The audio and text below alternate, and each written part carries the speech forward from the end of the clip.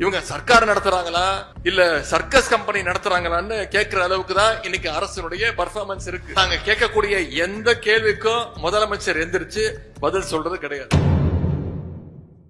சபையிலே பேசுறேன், நாங்களாம் சட்டமன்றத்துக்கு தான் வரோமா இல்ல சூப்பர் சிங்கர் நிகழ்ச்சிக்கு வந்திருக்கோமா அப்படின்னு எங்களுக்கே சந்தேகம் வந்துருது. ஏன்னா முன்னாடி சபையில பேசுவாங்க, கேள்வி கேட்பாங்க, அதற்கு பதில் சொல்லுவாங்க. கேள்வி கேட்டா பதில் சொல்லலாம், பாட்டு பாடினா நான் எப்படி பாட்டு பாட முடியும்? இப்படி அப்படி ஒரு கேடு கட்ட ஆட்சி இன்னைக்கு நடந்துகிட்டு இருக்கு. சட்டமன்றத்துல மக்கள் பிரச்சனை, விவசாயிகள் பிரச்சனை, சட்டம் ஒழுங்கு பிரச்சனை, இதை பத்தி எல்லாம் பேசலாம்னு நாங்கெல்லாம் குறிப்பெல்லாம் எடுத்துக்கிட்டு போறோம். ஆனா நாங்க கேட்கக்கூடிய எந்த கேள்விக்கும் முதலமைச்சர் எந்திரிச்சு பதில் சொல்றது கிடையாது. ஒரு 4 அமைச்சர்கள் 3 அமைச்சர்கள் தான் இருக்கிறாங்க. அனைத்து கேள்விகளுக்கும் அந்த 3 அமைச்சர்கள் தான் எந்திரிச்சு பதில் சொல்றாங்க.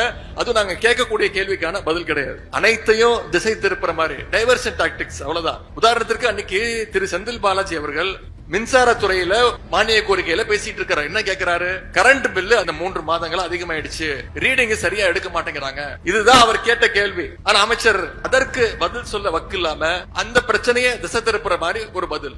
இதை தொடர்ந்து இந்த அரசு செஞ்சுட்டு இருக்கு. அமைச்சர் பெருமக்கள், ஆளுங்கட்சியுடைய சட்டமன்ற உறுப்பினர்கள் மக்கள் பிரச்சனை பேசுவதற்கு வரல. அவங்களுக்கு தேவையெல்லாம் அன்னைக்கு ஒரு 4 ரீல்ஸ். இவங்க சர்க்கார் நடத்துறாங்களா இல்ல சர்க்கஸ் கம்பெனி நடத்துறாங்களான்னு கேட்கிற அளவுக்கு தான் இன்னைக்கு அரசினுடைய பர்ஃபார்மன்ஸ் இருக்கு.